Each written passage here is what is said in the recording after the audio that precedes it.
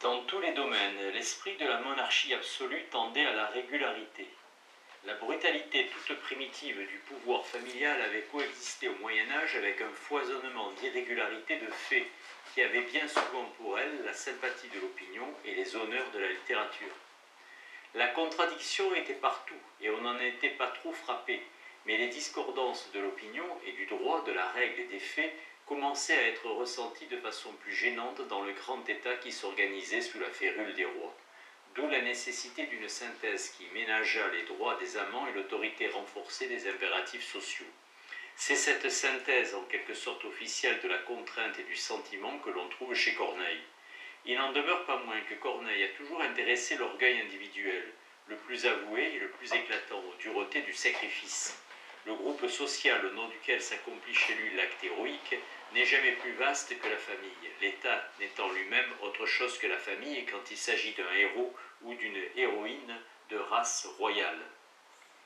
La cité romaine primitive telle qu'elle apparaît dans Horace représente à peine un horizon plus vaste que la famille. D'ailleurs, les héros parlent du nom romain, comme des gentilshommes spectateurs de Corneille parlaient du nom de leur race, bien plutôt que du nom français.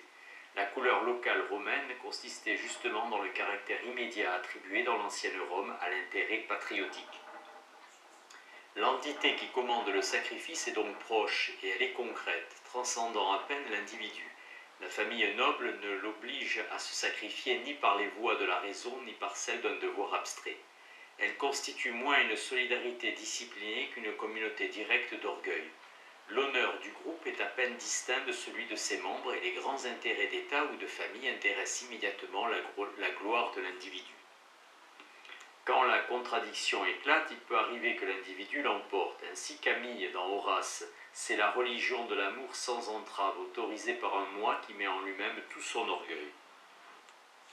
Mourir sans tirer ma raison, rechercher un trépas immortel à ma gloire, endurer que l'Espagne impute à ma mémoire d'avoir mal soutenu l'orgueil de ma maison, le Cid.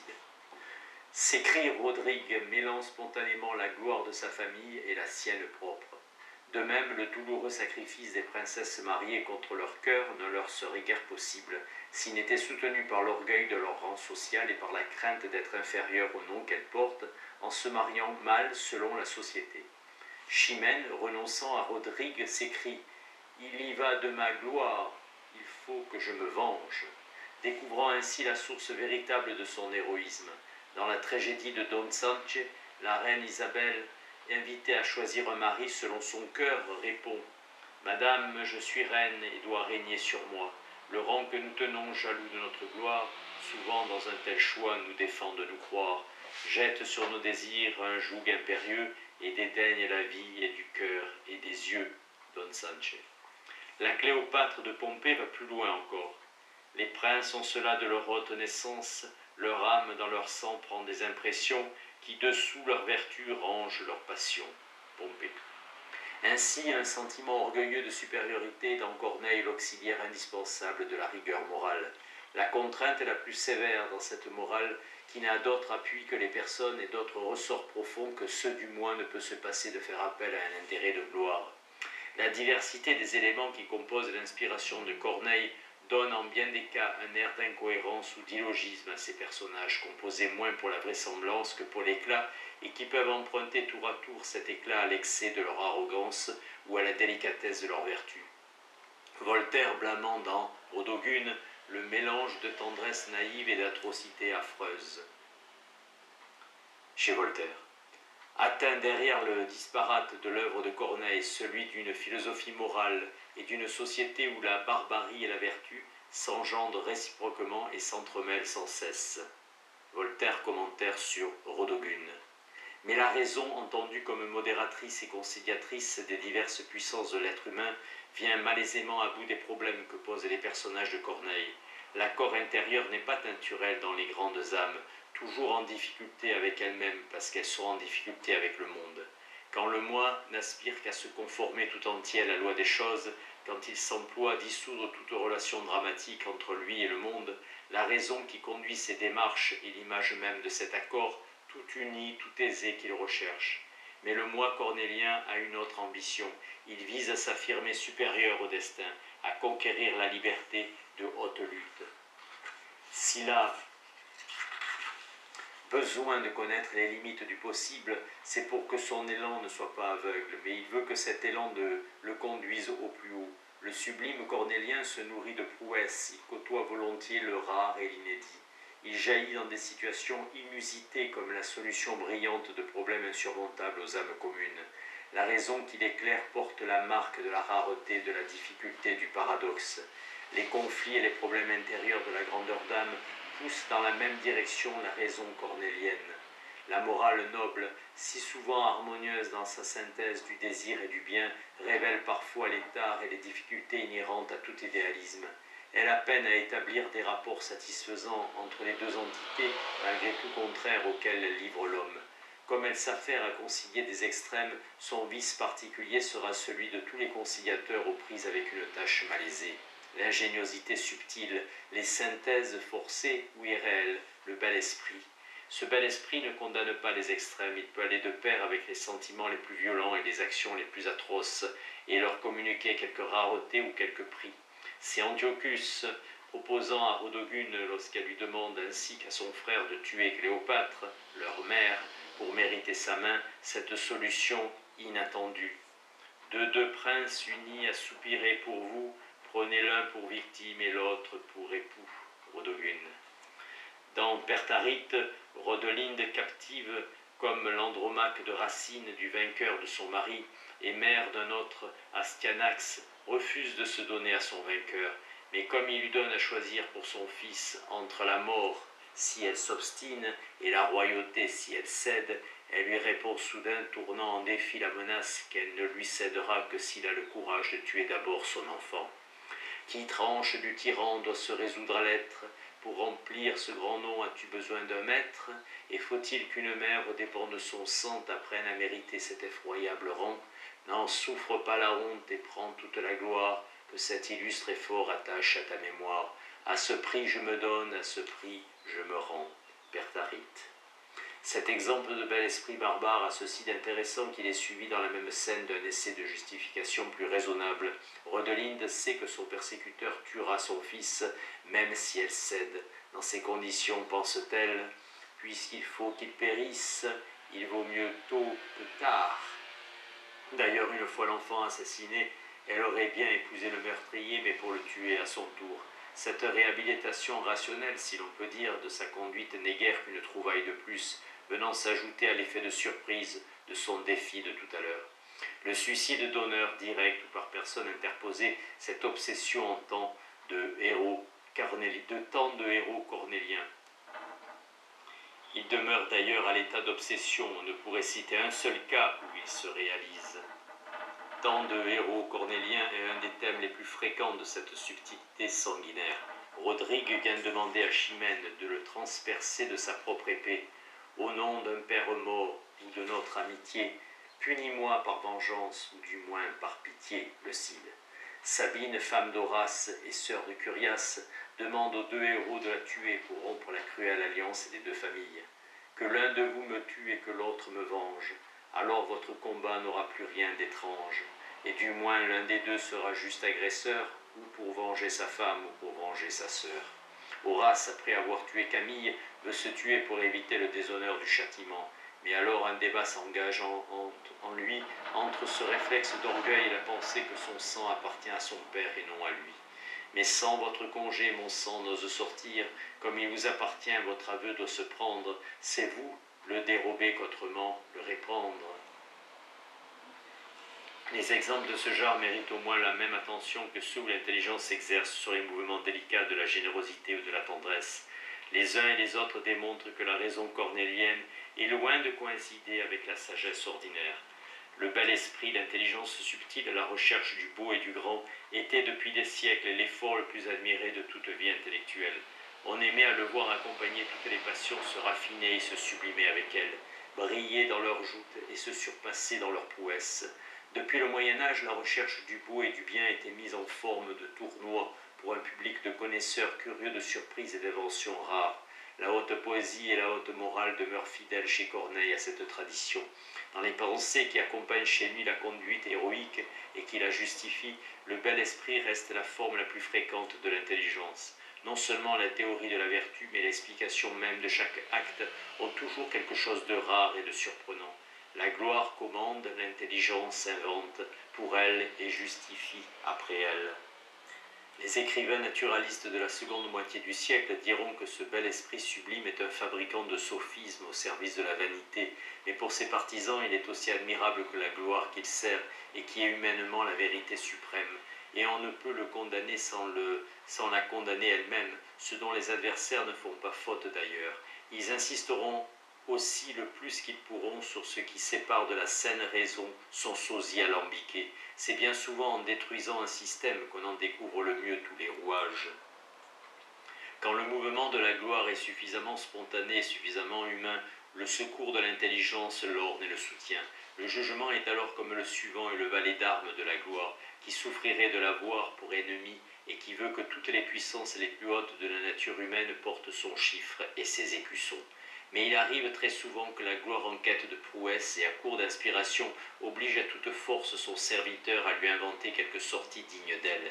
Il se démène alors bizarrement pour la satisfaire, essaye de la tirer de son mauvais pas et n'aboutit généralement qu'à une échappatoire entortillée et froide où sa maîtresse et lui se ridiculisent. Cet inconvénient se produit surtout quand l'impulsion glorieuse prétend atteindre à un degré particulièrement délicat ou irréel de sublimation, comme dans la tendresse platonique des romans, ou quand au contraire le bel esprit travaille sur une matière trop brute et trop barbare, qui souffre mal ses finesses, comme c'est souvent le cas dans les horreurs de la tragédie. Le rôle du bel esprit étant d'accompagner l'instinct de sa forme la plus brutale jusqu'à sa forme la plus spirituelle, dès qu'il ne peut plus faire convenablement la liaison, dès que la voix est coupée derrière ou devant lui, il s'embarrasse et chancelle. Or, l'écart était presque toujours grand à combler entre la barbarie des mœurs réelles et la délicatesse de la vertu, entre les réflexes violents de l'orgueil noble et cette quintessence de magnanimité idéale que constitue la vertu chevaleresque. Le chemin est long et 100 fois coupé d'ornières et de traverses. De l'une à l'autre de ces extrémités, l'intelligence s'épuise à courir sans cesse et ne s'arrête plus une fois en route. Le défaut fondamental de toute la littérature aristocratique, c'est l'artifice parfois pénible de ce bel esprit qui n'arrive pas toujours à joindre le corps réel de la vie à l'idée de la vertu. Nous avons essayé de distinguer dans la morale cornélienne des composantes diverses issues d'époques ou de tendances différentes de la vie noble. Nous avons tenté de refaire sur la trame première de l'orgueil le tissu surchargé d'ornements de la générosité, de l'amour et du devoir cornélien. Dans cette forêt que constitue l'œuvre de Corneille, où les végétations issues de jets différents s'entremêlent sans fin, où sont des floraisons fragiles, on découvre des souches centenaires. Nous avons essayé d'introduire un ordre forcément imparfait et qui ne doit pas faire oublier la vie solidaire de l'ensemble. Gloire, orgueil, chevalerie, amour, stoïcisme, bel esprit, magnanimité, sacrifice rigoureux, tout s'enchevêtre et se soutient mutuellement dans une connexion constante et intime des formes les plus rudes et les plus archaïques avec les plus délicates. Quant au problème moral que l'ensemble de l'œuvre invite à poser, c'est celui de la concordance possible ou non entre l'exaltation du moi et la vertu. Le mouvement essentiel du sublime cornélien consiste à donner à cette question une réponse favorable, naturellement formulée en termes de philosophie idéaliste. Le moi s'affirme, et c'est pur en même temps dans le sens du bien. C'est là une conception dont l'influence dépasse de beaucoup les limites du théâtre cornélien et que nous verrons mettre en cause sous sa forme la plus générale dans les discussions morales de l'époque. Nous ne nous étonnerons pas d'apercevoir chez les ennemis du moi de la gloire et de la grandeur d'âme, autant que chez Corneille, la signification sociale qui s'attachait alors à de telles notions. Le drame politique dans Corneille. L'œuvre de Corneille n'est pas seulement influencée d'une façon générale par l'esprit aristocratique. Contemporaine d'une crise assez grave dans les relations de l'aristocratie et du pouvoir, elle laisse apercevoir en elle les traces des événements et des débats qui l'ont vu naître. Quoique À ce moment, la noblesse eut perdu depuis longtemps déjà l'essentiel du pouvoir politique. Elle résistait et s'agitait encore confusément, violemment parfois. Les événements contemporains des tragédies de Corneille, c'est-à-dire les diverses péripéties des ministères de Richelieu et de Mazarin, constituent un épisode aigu, quoique tardif, de la vieille lutte qui mettait aux prises la royauté et les grands.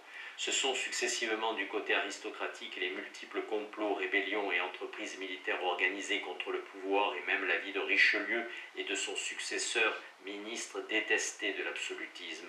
C'est ensuite le long et violent sursaut de la Fronde. Du côté royal, c'est le renforcement administratif et politique de la monarchie absolue, la dure répression exercée par Richelieu, enfin la victoire qui acheva la Fronde et devait consacrer pour de longues années le triomphe de la royauté. Pendant toute cette époque, la rébellion politique fut avant tout le fait de la haute noblesse. La bourgeoisie ne prit qu'une part timide à l'agitation contre la royauté. Dans la Fronde parisienne, elle ne se souleva un instant contre la cour que pour regretter bien vite son insubordination et manifester à nouveau un loyalisme actif. À peine faut-il mettre à part les hauts magistrats, membres des parlements et cours souveraines, et d'une façon générale les officiers ou fonctionnaires royaux, propriétaires de leurs charges depuis Henri IV, de position plus importante et plus assise que les simples bourgeois. Les Robins s'agitent déjà, mais distincts encore de l'aristocratie et timorés à proportion de leur roture. Ils ne savent s'ils doivent imiter les grands ou les condamner, se révolter ou se soumettre. Le petit peuple n'a pas lui non plus d'action autonome bien marquée, ignorant et versatile. Quand il n'obéit plus au roi, il suit les grands, et son agitation, sauf exception, ne survit guère à la leur. D'ailleurs, le conflit des grands et du roi était le seul qui parut digne des honneurs du roman ou du théâtre. C'est aussi vrai dans la littérature que dans la réalité. Ici comme là, ce sont les grands qui ont maille à partir avec les rois et qui contestent les maximes de l'absolutisme. On connaît la littérature politique de l'opposition nobiliaire au XVIIe et au XVIIIe siècle. Joly, Retz et leurs semblables du temps de la Fronde ont eu une longue postérité. Une abondante littérature politique a accompagné jusqu'au bout l'opposition nobiliaire. Fénelon, Boulainvilliers, Montesquieu, pour ne citer que les auteurs principaux. Mais on s'est moins souvent préoccupé de rechercher dans les créations purement littéraires de ce temps-là, tragédies, poèmes, romans, l'empreinte des remuements aristocratique. Il serait bien étonnant pourtant que la résistance et la révolte des aristocrates n'aient eu en aucun retentissement dans la façon d'envisager la vie ou de concevoir le bien, et que la littérature n'en ait recueilli aucun écho. Cela serait étrange, surtout dans une époque comme celle de Corneille et de la Fronde, où la lutte politique s'accompagne d'un long frémissement, le dernier sans doute de la sensibilité féodale. On aperçoit aisément qu'une morale comme la morale cornélienne, fondée sur l'orgueil et la grandeur glorieuse, ne pouvait qu'appuyer la protestation de l'aristocratie contre l'assujettissement où les rois prétendaient la réduire. L'horreur profonde de toute humiliation infligée au moi est bien la source de toute la vertu cornélienne. Or, c'était depuis des siècles le sort des grands êtres ou de se prétendre humiliés par la royauté. Affirmer leur orgueil en dépit du mauvais destin, c'était pour eux affirmer leur insoumission. 100 ans presque après Corneille, Montesquieu, autre interprète des traditions aristocratiques, analysant le sentiment de l'honneur en France, écrit « La gloire n'est jamais compagne de la servitude ». C'est ce qui ressort de toute son œuvre, on pourrait presque dire de chaque ligne de son œuvre. Il faut dire qu'au moment où Montesquieu écrivait l'alliance de la robe à laquelle il appartenait et dont il exprimait plus spécialement l'état d'esprit avec la vieille aristocratie était pratiquement consommé. L'aboutissement politique de l'orgueil noble au temps de l'absolutisme est la rébellion. L'insolent Don Gormas, souffletant celui que le choix du roi vient de distinguer, incarne cet orgueil rebelle.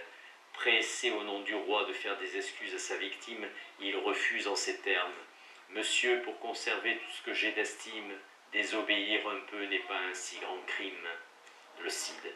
Toujours l'estime, l'approbation publique, la gloire, la voilà en contradiction ouverte avec l'obéissance. On cite 4 vers plus audacieux encore, que Corneille supprima par prudence et qui furent rétablis pour la première fois au XVIIIe siècle après 100 ans de tradition orale. Ces satisfactions n'apaisent point une âme, qui les reçoit n'a rien, qui les fait se diffame, et de pareils accords l'effet le plus commun est de perdre d'honneur 2 hommes au lieu d'un.